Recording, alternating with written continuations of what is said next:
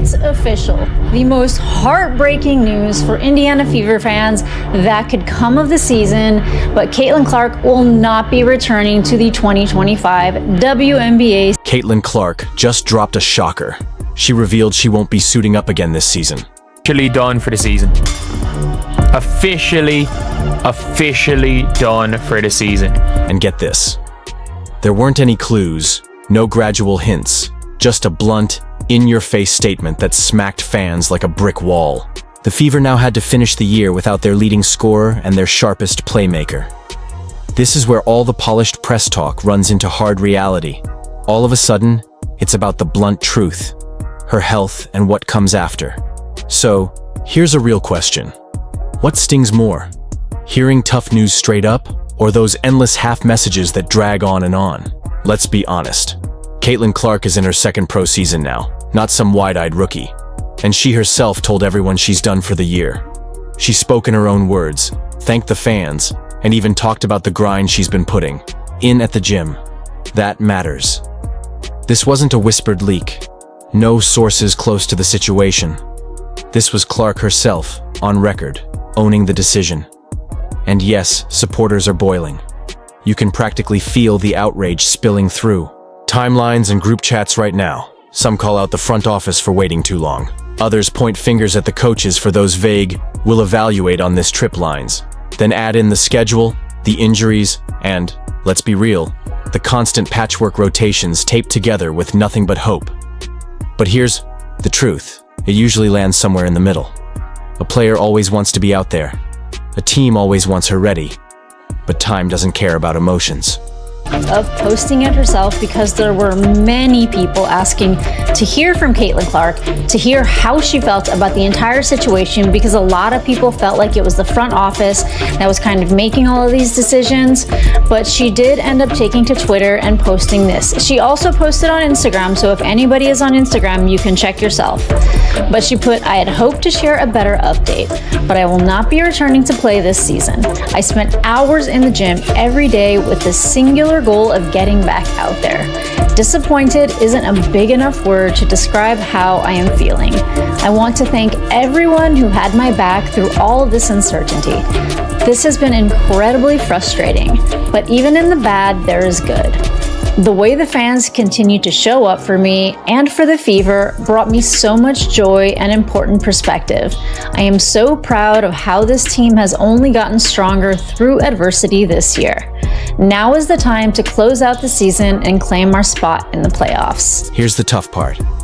Everybody saw those workout clips, those shooting sessions, and thought, she's nearly back. But the truth is, running the floor is one thing. Real game contact is a whole different animal. Light drills don't replicate game collisions.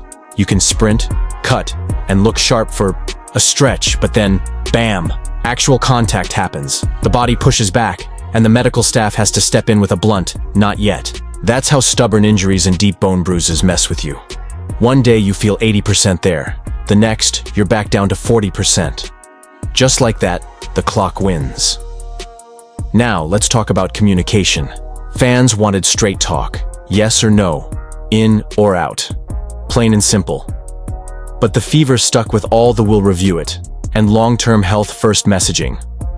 Sure, those phrases buy time, but they eat away at trust. When soon drags into later, irritation builds. So it only made sense that Caitlin had to step up herself and give a firm, no-doubt answer. That's the clarity supporters had been waiting for from the beginning. The WNBA ratings' worst nightmare just came true because it was just announced that Caitlin Clark will be out for the rest of the season. She's only played 13 games this season, and her most recent injury, which happened back in July, was a groin injury. The craziest part about all of this has been the reporting around her injury. The team has never given her a timetable for return, and literally up until today, the team had been reporting that she was still trying to get back on the court this season. The Fever only have 3 regular season games left in the season before playoffs. Some fans are even speculating that they've just been stringing fans along the whole time because they know that ratings and attendance would drop once they announce that she's out, which is also so ironic that they announced it the day that football season starts.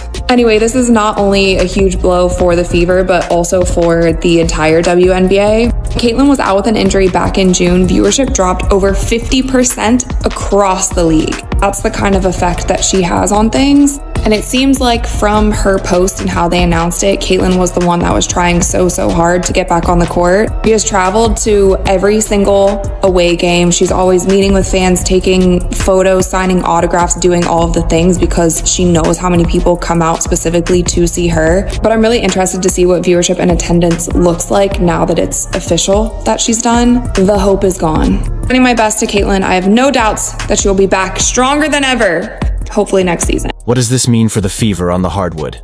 Beyond the press, briefings, it's back to grinding with whoever is ready. And let's not twist it. That puts a heavy load on Aaliyah Boston inside. She can take it. When she seals her defender and gets touches down low, she flips the entire tempo of the game. The key is attacking right away. No soft floaters. She's got to go through the chest, finish strong through contact, and force those double teams. Because once Boston pulls that extra defender, it opens driving lanes for Kelsey Mitchell and the catch-and-shoot crew. Speaking of Mitchell, she's going to get a different whistle every single night. Some games she lives at the free throw stripe. Other nights, she's hacked at the rim with nothing called. That's the league reality. The answer? Mix up speeds, keep the dribble alive, and make defenders commit before the shot. If it's there, pull up. If the big steps up, float it. If the weak side stays too long, swing it to the open shooter.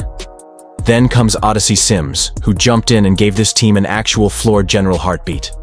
Not flawless basketball, but winning basketball. Late clock jumpers, awkward angles, and that sense of this moment matters now. It isn't always pretty spacing, but it's grit, timely drives, and that urgent we need points energy.